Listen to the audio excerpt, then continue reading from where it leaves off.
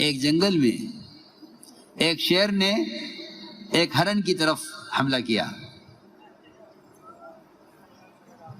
جیسے حملہ کیا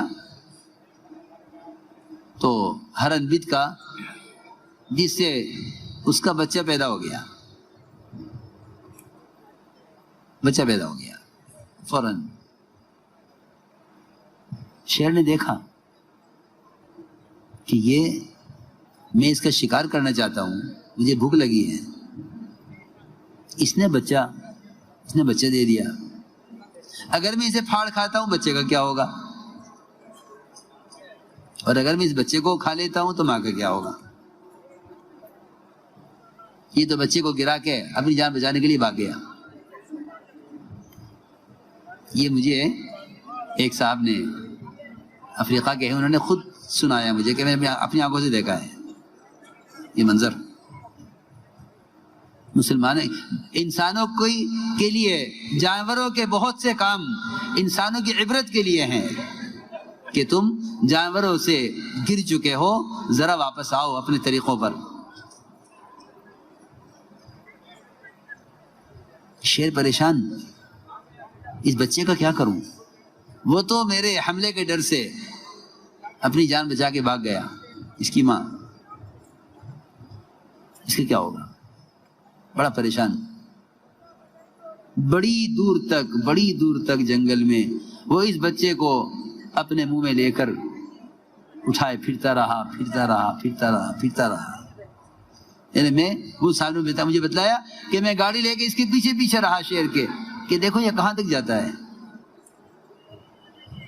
آخر ایک جگہ وہ ہرن ملا اس کو، اس نے بچہ اس کے حوالے کیا اور چلا گیا. یہ مجھے صاحب نے خود سنا جنہوں نے دیکھا.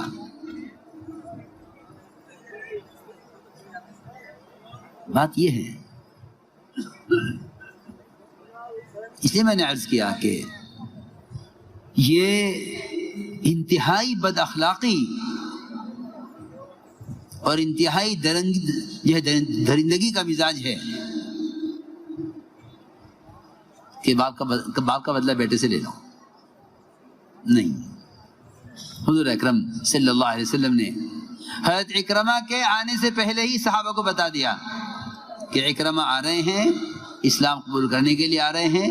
دیکھو ان کے سامنے ان کے باپ کو برا مت کہنا، تبھی تمہیں اس کے باپ کی حرکتیں یاد آ جائیں. اور تم کوئی ذرہ برابر کوئی بات ابو جہل کی ستانے کی اس کے بیٹے کے سامنے مت کرنا. وہ کیا سوچے گا کہ میں تو ان کے پاس مامون ہو کر مطمئن ہو کر آ رہا ہوں اور یہ میری باپ کی حرکتیں مجھے یاد دلا رہے. حضور اکرم صلی اللہ علیہ وسلم نے حضرت اکرمہ کا استقبال اس طرح کود کر کیا، اچھل کر. روایت میں ہے وثب الیہ، کود کر آئے. آپ نے صرف لنگی باندھی ہوئی تھی، بدن پر اور کپڑا نہیں تھا، تاخیر نہیں کی آنے میں، اور بیٹھے. حضرت اکرمہ نے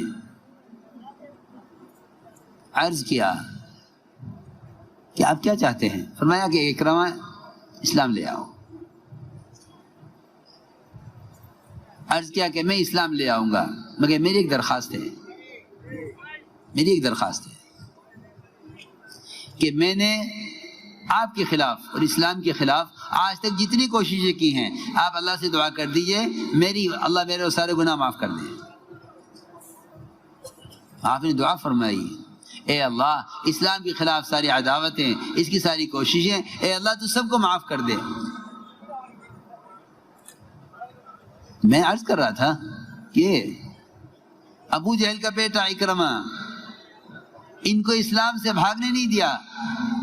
ایک کشتی چلانے والے میں اللہ کی دعوت نے. کہاں جا رہے ہو؟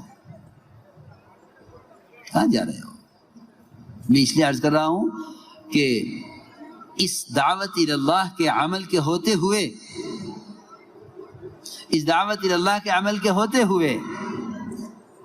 کسی علاقے سے مسلمانوں کے ارتداد کی خبر کا سننا کسی فرد یا کسی جماعت کے، یہ انتہائی حیرت اور تعجب کی بات ہے کہ جب اتنا بڑا مجموعہ ایک دعوت کی نسبت پر جمع ہو گیا ہے، تو پھر ممکن نہیں ہے کہ کوئی خدا نہ کرے اسلام سے پھسل جائے، ممکن نہیں ہے۔ ہاں یہ جب ہو سکتا ہے جب کام کرنے والی کام سے بیٹھ جائیں۔ اس لیے حضور اکرم صلی اللہ علیہ وسلم نے ہر فرد کو داعی بنایا۔ جو اسلام میں داخل ہوتا تھا اس پر سب سے پہلا تقاضا اپنی قوم کو دعوت دینے کا ہوتا تھا۔ جو اسلام میں داخل ہوتا تھا اس پر پہلا تقاضا اپنی قوم کو جا کر دعوت دینے کا ہوتا تھا۔ میں عرض کر رہا تھا کہ ایک ایسا ماحول بنا ہوا تھا کہ اگر اس ماحول میں کوئی برے ارادے سے بھی آتا تو آپ صلی اللہ علیہ وسلم کے یہاں کا اخلاق، آپ کے یہاں کا اکرام، آپ کے یہاں کی وسعت قلبی، وہ اس کو بتلا دیتے کہ اسلام کیا ہے، وہ بتلا دیتے کہ اسلام کیا ہے۔ حضرت طفیل بن عمرو الدوسی رضی اللہ تعالی عنہ آئے مکہ مکرمہ۔ مکے والوں نے کہا طفیل ان کی بات مت سننا، ان سے بات مت کرنا، جو ان کی بات سنتا ہے ان کا ہو جاتا ہے، نہ ان سے بات کرنا ہے نہ ان کی بات سننا ہے۔ طفیل فرماتے ہیں مجھے اتنا ڈرایا مکے والوں نے کہ میں نے اپنے کانوں میں روئی ٹھوس لی کہ میں ان کی کوئی بات سنوں گا نہیں۔ فرماتے ہیں کان بند کر کے میں مسجد میں داخل ہوا۔ مسجد سے باہر یہ کیفیت ہے کوئی بات سننا نہیں چاہتے، مسجد میں آ کر یہ کیفیت ہے کہ دل اندر سے تقاضا کر رہا ان کی بات سننی چاہیے۔ ہم اسی لیے عرض کرتے ہیں کہ ہمارے یہاں گشت کا موضوع ماحول میں لانا ہے، گشت کا موضوع ماحول میں لانا ہے کہ نہ ماحول میں لاؤ، ماحول بدلے گا، ماحول ان کو اندر سے بدلے گا۔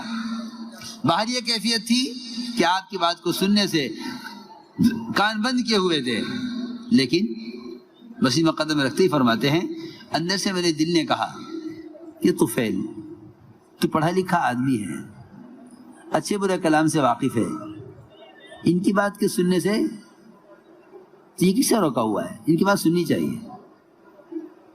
فرماتے ہیں میں نے اپنے کانوں سے روئی نکالی اور آپ صلی اللہ علیہ وسلم سے قرآن سنا۔ کہتے ہیں کہ میں نے اس سے اچھا کلام کبھی نہیں سنا تھا۔ اسلام قبول کیا اور یہ عرض کیا کہ اجازت دیجئے کہ میں اپنی قوم کو جا کر دعوت دوں۔ لیکن اس قصے میں بہت سمجھنے کی بات یہ ہے کہ انہوں نے اپنی قوم کو دعوت دینے کے لیے اپنی حیثیت کا ذکر کیا۔ یہ بات بہت سمجھنے کی ہے،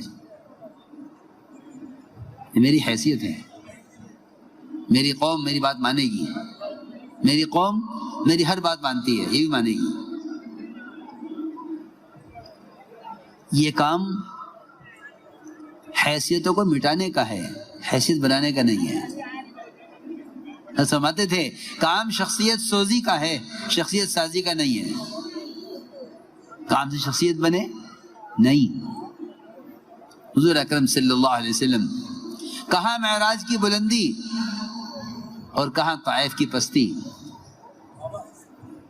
کہ ان کو مجاہدے سے اذیتوں سے گزرنا ہی پڑے گا، اس کے علاوہ کوئی راستہ نہیں ہے، اس کے علاوہ کوئی راستہ نہیں ہے۔ اپنی حیثیت کی بنیاد پر مت کہنا کہ ہماری بات چل جائے گی۔ لہذا فرماتے تھے جو مجمع تمہاری محنت سے جمع ہوگا وہ تمہاری بات لے گا، جس کے پیچھے محنت نہیں ہے ان کے قلوب تمہاری بات کو قبول نہیں کریں گے۔ تو یہ کبھی خیال نہ کیا جائے کہ حیثیت سے کام ہو جائے گا. ناکام حیثیت سے ہوگا. یہ ذہن میں رکھنا یہ بات. یہ کام حیثیت سے بھی نہیں ہوگا اور کرامتوں سے بھی نہیں ہوگا. کرامت اولیاء حق ہیں، اس میں کوئی شک نہیں، لیکن اللہ تعالیٰ کو اس راستے کا مجاہدہ پسند ہے. ورنہ انبیاء علیہ السلام کے پاس تو کرامات سے اونچی چیز معجزات ہیں. کرامات سے اونچی چیز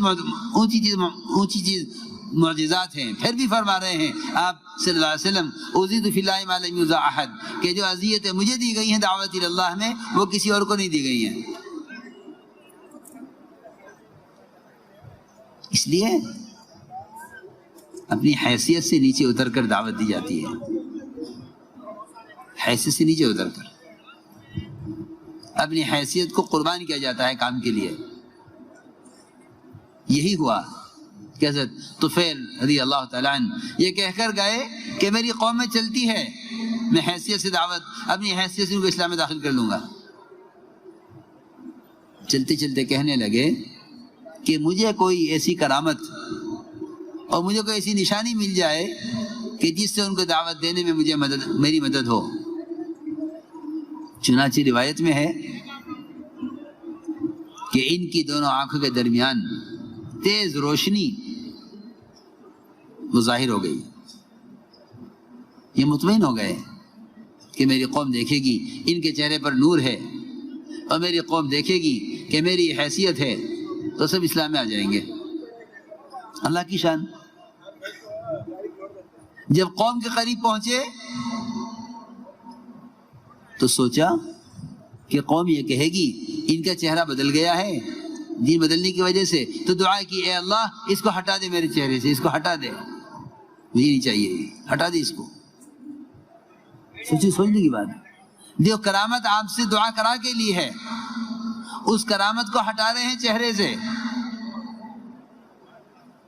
آگے حیثیت. جا کر حکم دیا قوم کو اسلام لے آؤ.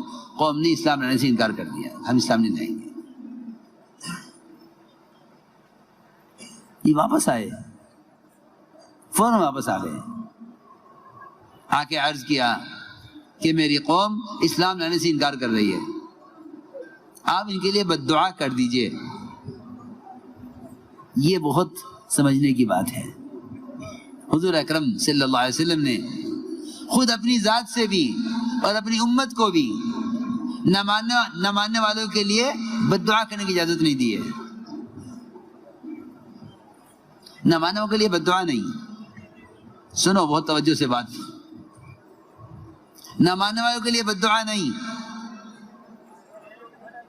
بلکہ فرمایا طفیل تمہاری قوم میں تمہارے جیسے ہیرے اور بھی ہیں. میرے دوستو عزیزوں، بڑی بڑی صلاحیتوں کے لوگ موجود ہیں، لیکن ہماری تنگ نظری، تنگ دلی ساتھیوں کی صلاحیتوں کو ضائع کراتی ہے. وہاں جذبہ یہ ہے کہ غیروں کی صلاحیتوں سے فائدہ اٹھانا چاہتے ہیں، یہاں مزاج یہ ہے کہ اپنوں کی صلاحیتوں کو ضائع کرا دیتے ہیں. میری بات بہت توجہ چاہے گی. وہاں جذبہ یہ ہے. عمر رضی اللہ تعالی عنہ ایک یہودی کے اسلام لانے کی تمنا کرتے تھے، کیونکہ وہ یہودی حساب کا ماہر تھا، حساب میں ماہر تھا. کہتے تھے کاش یہ یہودی نہ ہوتا، مسلمان ہوتا تو میں اس کو بیت المال کا محاسب، اپنے بیت المال کا سی اے بنا لیتا.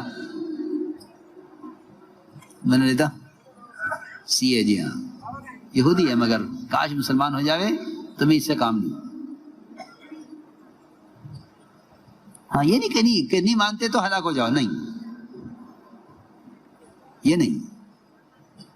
اس دعوت کا یہ تقاضا ہے اور یہ مزاج بنایا گیا ہے کہ کوئی کب تک نہ مانے کہ تم منواتے رہو، اس سے منواتے رہو، اللہ سے منواتے رہو. آپ نے فرمایا اے طفیل تمہارے جیسے ہیرے اور بھی ہیں تمہاری قوم میں، جاؤ محنت کرو. اللہ کی شان، جس قوم کے لیے نہ ماننے پر بد دعا کرانے کے لیے آئے تھے، اسی قوم پر محنت کر کے ابو ہریرہ جیسے محدث آئے جنہوں نے سب سے بڑا ذخیرہ امت کو احادیث کا آپ سے نقل کر کے دیا. دیکھو تو صحیح، جن کے لیے کہہ کر آئے بد دعا کر دیجئے. اس لیے اس امت کے نبی کو بھی یہ کہا گیا ہے لیس لک من الامر شیء او یتوب علیہم او یعذبہم فانہم ظالمون، کہ آپ بد دعا نہ کیجئے، آپ بد دعا نہ کیجئے، آپ بد دعا نہ کیجئے.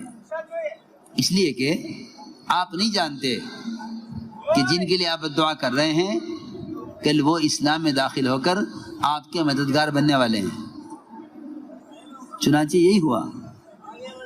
بعض وہ لوگ جن کے لیے حضور اکرم صلی اللہ علیہ وسلم نے بد دعا کا ارادہ کیا، اللہ نے روک دیا، پھر وہ کفر سے اسلام میں داخل ہوئے اور وہ آپ کے جانثار بنے.